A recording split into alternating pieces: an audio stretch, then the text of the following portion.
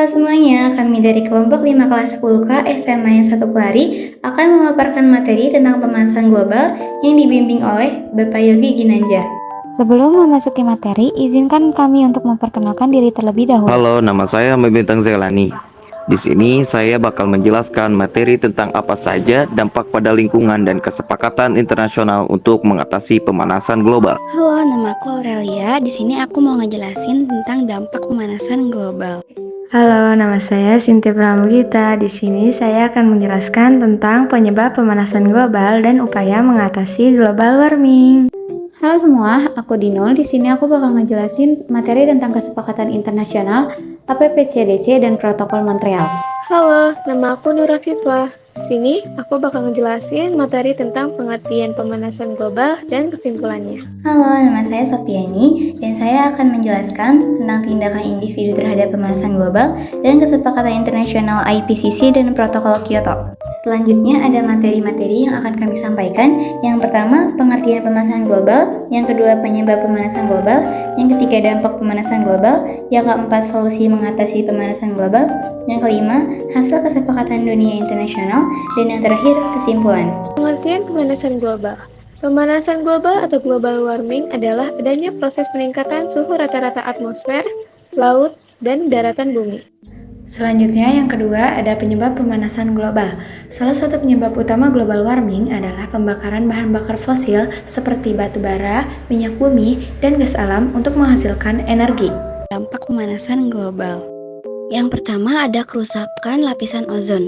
Nah, kerusakan lapisan ozon menyebabkan terjadinya kanker kulit, merusaknya imun, pemanasan suhu di bumi, mencairnya es di kutub, dan peningkatan permukaan air laut beberapa kali lipat. Yang kedua ada dampak pemanasan global terhadap wabah penyakit, yaitu peningkatan suhu menandakan peningkatan populasi nyamuk, sehingga meningkatkan resiko penyakit malaria, demam berdarah, dan infeksi lain yang ditularkan melalui serangga. Yang ketiga, ada dampak kebakaran hutan bagi pemanasan global, yaitu musnahnya flora dan fauna yang hidup di hutan, tersebarnya emisi gas karbon dioksida ke udara, asap yang timbul akibat kebakaran hutan dalam skala besar menguap ke lapisan atmosfer dan berpotensi menyebabkan pemanasan global. Terakhir, ada rusaknya terumbu karang. Nah, rusaknya terumbu karang ini diakibatkan karena kenaikan suhu global menyebabkan bleaching karang dan kerusakan terumbu. Suhu laut yang tinggi membuat karang kehilangan warna dan nutrisi, akhirnya mati. Perubahan iklim juga memperburuk keadaan dengan meningkatkan keasaman laut dan intensitas badai, merusak terumbu karang secara fisik. Apa sih dampak pada lingkungan? 1. Ada bencana alam seperti banjir, kekeringan, badai, dan lain-lain. Dan 2. Ada perubahan iklim ekstrim seperti heat waves, kenaikan permukaan laut, dan lain-lain.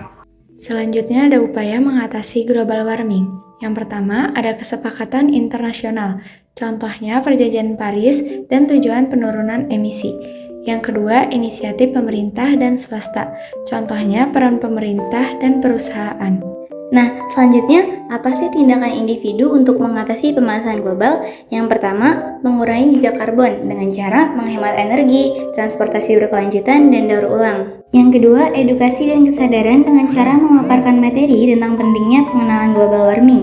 Dan yang terakhir, makan dengan sayur-sayuran dan buang lebih sedikit makanan.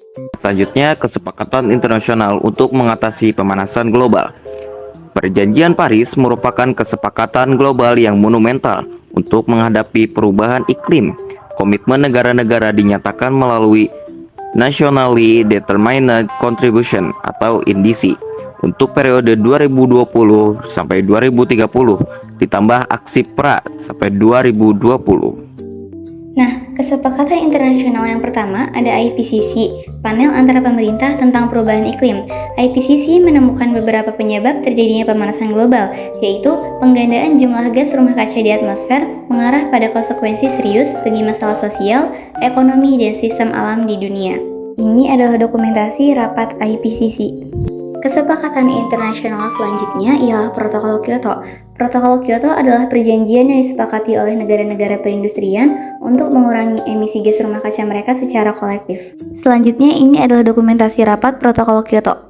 Kemitraan Asia Pasifik dalam Pembangunan Bersih dan Iklim atau APPCDC bertujuan untuk pengembangan dan transfer teknologi yang memungkinkan pengurangan emisi gas rumah kaca yang bersesuaian dengan UNFCCC dan perangkat internasional lainnya seperti Protokol Kyoto. Selanjutnya ini adalah dokumentasi rapat APPCDC. Selanjutnya, Protokol Montreal. Protokol Montreal adalah sebuah traktat internasional dirancang untuk melindungi lapisan ozon dengan meniadakan produksi sejumlah zat yang diyakini bertanggung jawab atas berkurangnya lapisan ozon. Selanjutnya, ini adalah dokumentasi rapat Protokol Montreal. Dan yang terakhir ada kesimpulan, pemanasan global terjadi ketika karbon dioksida CO2 dan polutan udara lainnya terkumpul di atmosfer dan menyerap sinar matahari dan radiasi matahari yang telah dipantulkan ke permukaan bumi. Sekian penjelasan materi tentang pemanasan global dari kami. Semoga bisa dipahami dan bermanfaat untuk kalian semua.